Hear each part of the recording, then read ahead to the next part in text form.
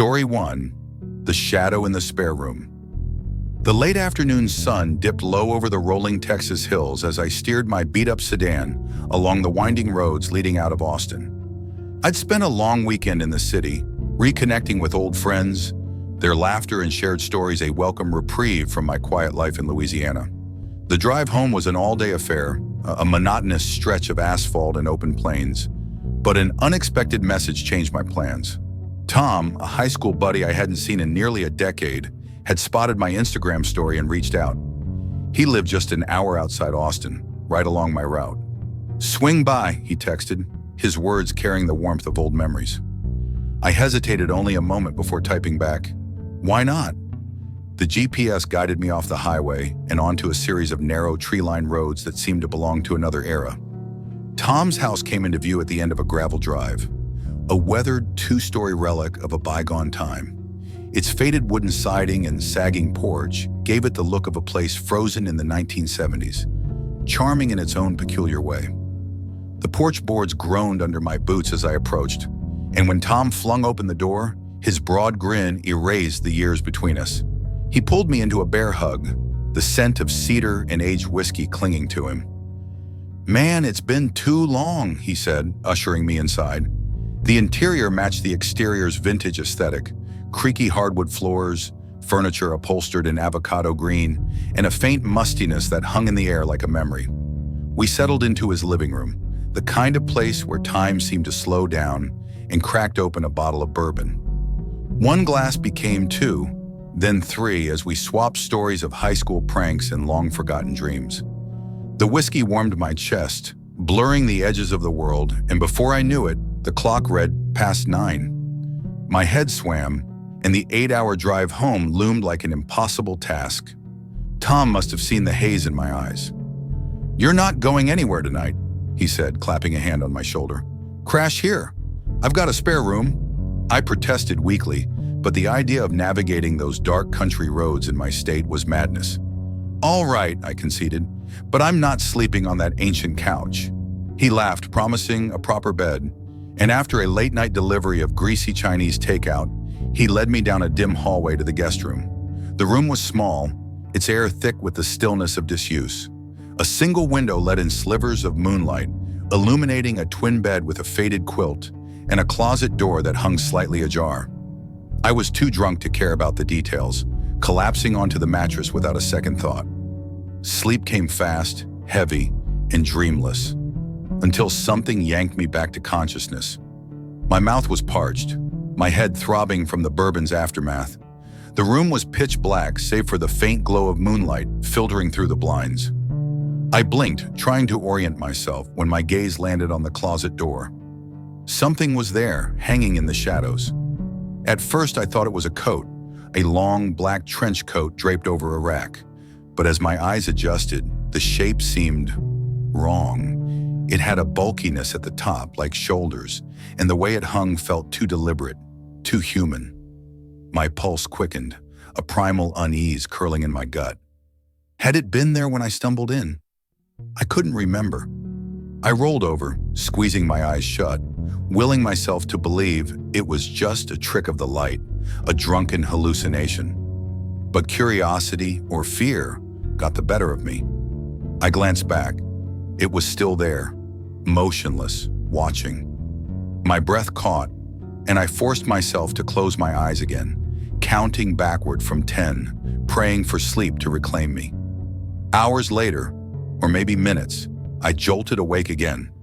This time it wasn't just a feeling, a sound, a slow, deliberate creak, like someone testing the floorboards, echoed through the room. My eyes snapped open, dawn's first light now creeping through the blinds, casting the room in a ghostly gray. I turned toward the closet and my stomach plummeted. The shape was gone. The door stood bare, no coat, no rack, just empty wood staring back at me.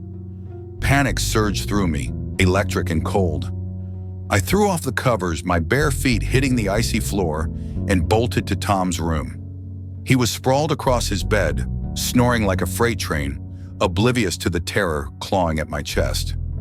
I shook him awake, my voice trembling.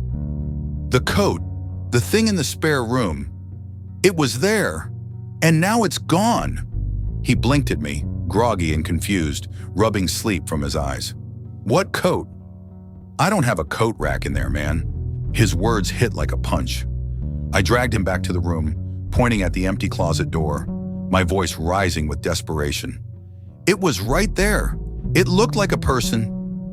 Tom scratched his head, his brow furrowed, but his expression was too serious for a prank. We tore through the house, checking every room, every closet, every shadowed corner. Nothing. No signs of a break-in, no misplaced coats, no explanation for what I'd seen. Tom tried to chalk it up to the whiskey, suggesting I'd been half dreaming, but his voice lacked conviction. I didn't buy it. The image of that silhouette burned in my mind. Too vivid, too real. As soon as the sun was fully up, I grabbed my keys, muttered a quick goodbye, and hit the road. The drive back to Louisiana was a blur, my thoughts spiraling. Had Tom played some elaborate joke? He'd never been the type. Or had something, or someone, been in that house watching me as I slept, slipping away before dawn? The question haunted me, a shadow that followed me long after I left Texas behind. Story 2, The Forest Secret. At 18, I was restless, hungry for adventure, and a road trip through Sweden with my parents and my best friend Anna felt like the perfect escape. We piled into our cramped station wagon, the trunk stuffed with camping gear, and set off for an 8-hour drive to a theme park we'd been dreaming about for months. The plan was simple: spend a day riding roller coasters, then camp under the stars. But Sweden's vast, untamed landscapes had other ideas. We arrived in the city late, the theme park's gates already closed for the night. Our plan to crash at a nearby campsite fell apart when my dad's frantic calls revealed every spot was booked solid, overrun by a soccer tournament that had descended like locusts. Hotels were either too pricey or too far, leaving us with one option: find a patch of wilderness and pitch our tents. My dad, ever the optimist, punched coordinates into the GPS, guiding us to a nature reserve an hour away. A secluded gravel lot nestled deep in a forest, with a beach just a short walk through the trees. The lot was eerily quiet when we pulled in, the only sound the crunch of tires on gravel. A lone car sat at the far end, its paint peeling, windows dark. It looked abandoned, a forgotten relic in the fading light, and though it prickled my nerves, I brushed it off. A hiker we met confirmed the spot was safe, free of parking patrols, so we set to work. My parents claimed one tent, while Anna and I wrestled with the other, giggling as we fumbled with poles and stakes. By the time we finished, the sky had deepened to a bruised purple, and the forest seemed to close in around us. Inside our tent, Anna and I made a cozy nest, watching YouTube clips on my phone and munching on chips. The world felt small and safe, just the two of us in our little bubble.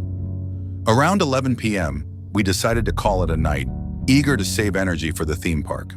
My parents were already asleep, their tent silent, and the forest held its breath.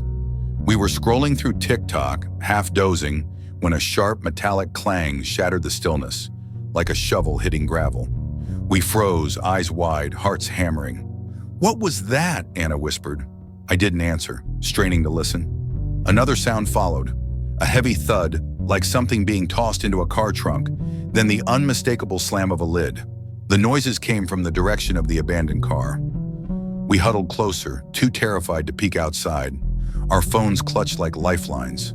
Then came the roar of an engine, tires spitting gravel as the car peeled out, vanishing into the night. I texted a friend from a nearby town describing our spot, hoping for reassurance. His reply chilled me to the bone.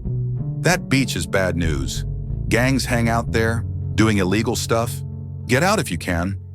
My stomach twisted.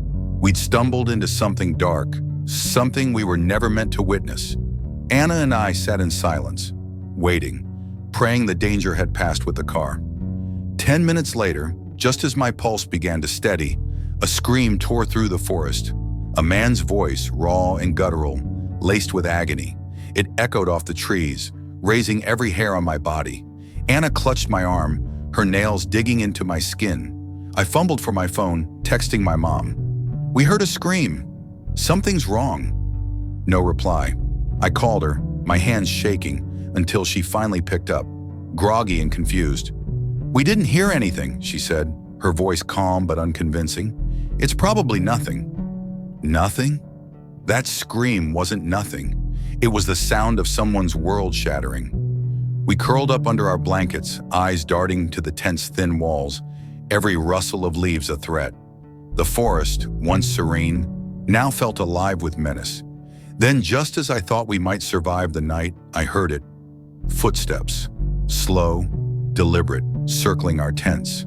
They crunched on the gravel, pausing, moving again, like a predator sizing up its prey. Anna and I sat up frozen, my phone's light snuffed out to avoid detection. My heart pounded so loudly I was sure it would give us away. The steps moved to my parents' tent, then to our car, stopping just outside.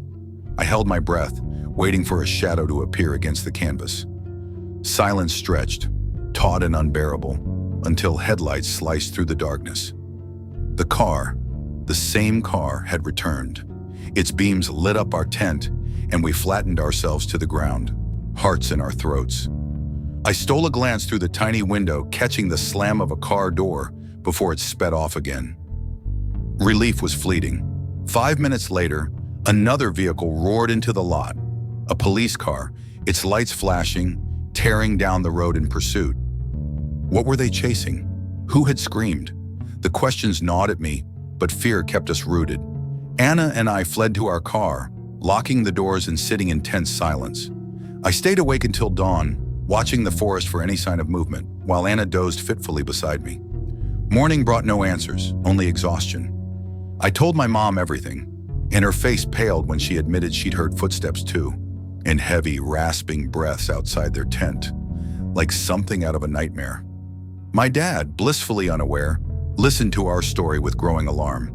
We packed up in record time, eager to leave that cursed place behind. The theme park was a blur of forced smiles and adrenaline, overshadowed by the night's terror. That evening, curiosity got the better of me. I searched online for the forest, and what I found turned my blood to ice. Weeks before our trip, a man had been stabbed to death there, his body left in the woods over a gang dispute. Worse, 2 others had vanished from the nearby beach, their fates unknown. The pieces clicked into place. The scream, the shovel, the footsteps. Had we camped in the aftermath of a crime? Was the person circling our tents looking for witnesses to silence? Even now, years later, I lie awake some nights, wondering who or what we escaped in that forest, and whether they're still out there, waiting. Story 3, The Voice in the Dark. I was 6 when the world taught me fear has a voice, and it knows your name. My brother Keith, 2 years older and braver than I'd ever be, shared a sprawling upstairs bedroom with me in our old house, a place of creaky floors and secrets hidden in the walls. Our parents slept downstairs, their room a world away, and bedtime was a strict ritual. By 8:30, lights out, no exceptions, or our dad's wrath would descend like a storm. That night, I don't know if it was a school night or a weekend, but I remember the moon casting long shadows across our room, turning familiar shapes into strangers. I woke to Keith shaking me, his face pale in the dim light, his voice an urgent whisper. "Mikey, be quiet. Listen." I rubbed sleep from my eyes, annoyed, until I heard it, a voice drifting up from downstairs. It was soft, almost melodic, calling our names. Keith, Mikey. It sounded like Mom, but there was something off, a hollowness that made my skin prickle. I started to climb out of bed, ready to answer her, but Keith grabbed my arm, his eyes wide with something I'd never seen in him before. Fear. "That's not Mom," he hissed. I laughed it off, accusing him of trying to scare me, but his grip tightened. "Go listen closer," he said, daring me to prove him wrong. I crept to our bedroom door, heart thudding, and pressed my ear against the wood. The voice was clearer now, still calling, still sounding like Mom, but wrong, like a recording played on a warped tape. The hallway outside our room led to a bathroom and a spare bedroom where Grandma stayed sometimes. But to the right was the stairway door, locked tight to keep us from sneaking downstairs. I unlocked it, my hands trembling, and eased it open just a crack. The staircase descended into darkness, but at the bottom, illuminated by a faint glow from the living room, stood a figure. A woman, her silhouette sharp and unnatural, like she'd been cut from the night itself. My breath caught. It wasn't Mom. I knew it in my bones, even before she spoke. "Hi, sweetie," she said, her voice syrupy and cold. "Come down." Her head tilted, and though I couldn't see her face, I felt her eyes on me, boring through the shadows. I slammed the door, fumbling with the lock, and ran back to Keith, tears streaming down my face. "You were right," I sobbed. "It's not her." He didn't say, "I told you so." He just nodded, his own fear mirroring mine.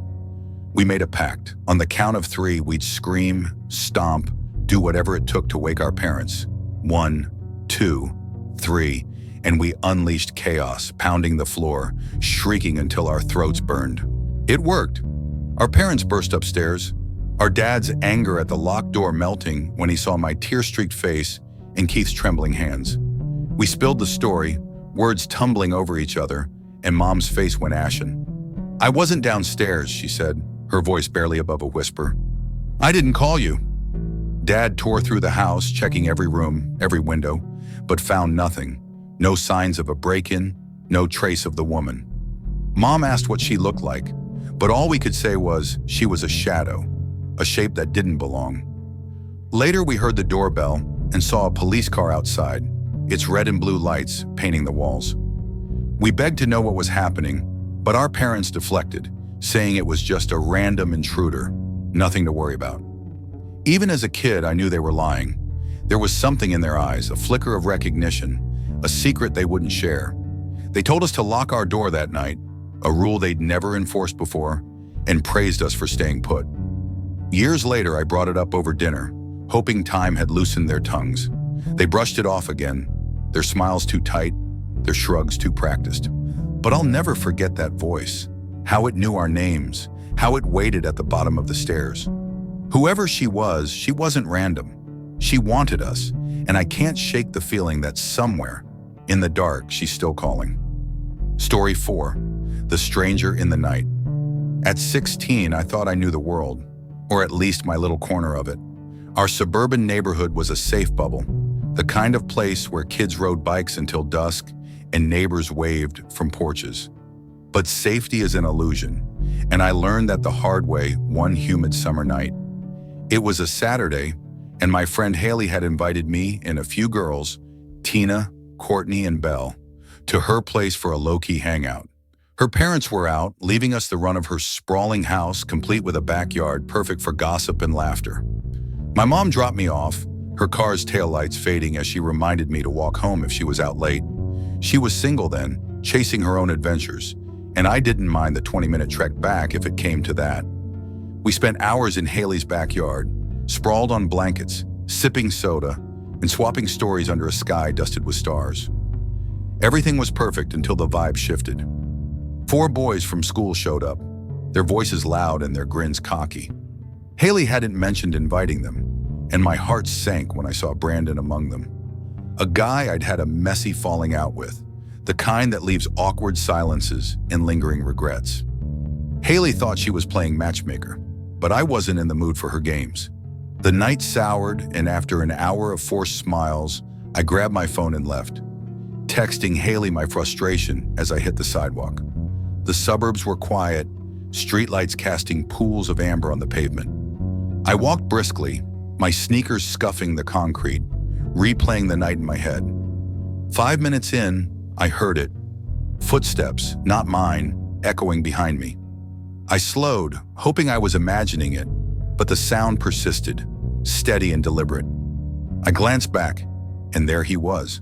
A man middle-aged, his face half hidden under a hoodie, hands buried in his pockets. He smiled too wide and called out, "How you doing?" "Hi," I muttered, turning away, my pulse quickening. It was late, sure, but people walked at night. No big deal, I told myself. I kept going, weaving through the neighborhood's maze of streets, making turns I hoped would shake him. But every time I looked, he was there, a shadow keeping pace, his distance closing with each glance. My phone buzzed with texts from friends, but I barely registered them. The man spoke again, his voice cutting through the night. "Isn't it a nice evening? Love this weather." "Yeah," I said, short and clipped, walking faster. My instincts screamed to run, but I didn't want to provoke him. He spoke again, asking if I was from the neighborhood. "No," I snapped, my patience fraying. I texted my friends, begging for someone to pick me up. "Irony of ironies," Brandon volunteered, already on his way. Then the man said something that stopped my heart. "I'm not going to hurt you. You live by the elementary school, right?" He knew where I lived. My blood ran cold and I spun to face him. His smile was still there, but it was wrong now, predatory. "Leave me alone," I screamed, breaking into a sprint. His footsteps pounded behind me, gaining ground, and I shrieked for help, my voice tearing through the night. Lights flicked on in nearby houses and the man cursed, his nice guy mask gone. He veered off, vanishing into the shadows as a couple emerged from their home, drawn by my cries. I collapsed on their lawn, sobbing, explaining through gas that I'd almost been kidnapped. They stayed with me until Brandon's car screeched to a stop. He drove me home, the 1-minute ride a blur of relief and lingering fear. My mom wasn't there, her phone unanswered, and I couldn't face the empty house alone. I invited Brandon in, and though he was thrilled to play protector, I was too shaken to care. We sat in my room, talking to keep the fear at bay, when a new sound froze us. Footsteps circling the house. My room faced the backyard and we heard the gate creak open. My mom never used that entrance. We peered out the window, expecting to see someone, but the yard was empty. Then a man's voice, low and menacing, drifted up. "I see you up there!" I gasped, stumbling back, and Brandon yelled, "We're calling the cops, you freak!" We dialed 911, my hands shaking as I recounted the night. The man on the street, his knowledge of my home, his voice in our yard. The police arrived quickly, their presence a lifeline. I described him as best I could, every detail etched in my mind. My mom got home soon after, her face crumpling when she heard. They stationed a patrol car nearby for hours, a silent guardian. The aftermath was a slow unraveling. I stopped walking at night, my backyard became a forbidden zone, and my mom had our uncle install a security system, cameras glaring like sentinels. A year later, she sold the house, unable to watch me live in fear. We never learned who he was, but I know he wasn't a stranger. He knew too much, watched too closely. Somewhere out there, he's still a shadow, and I pray I never cross his path again.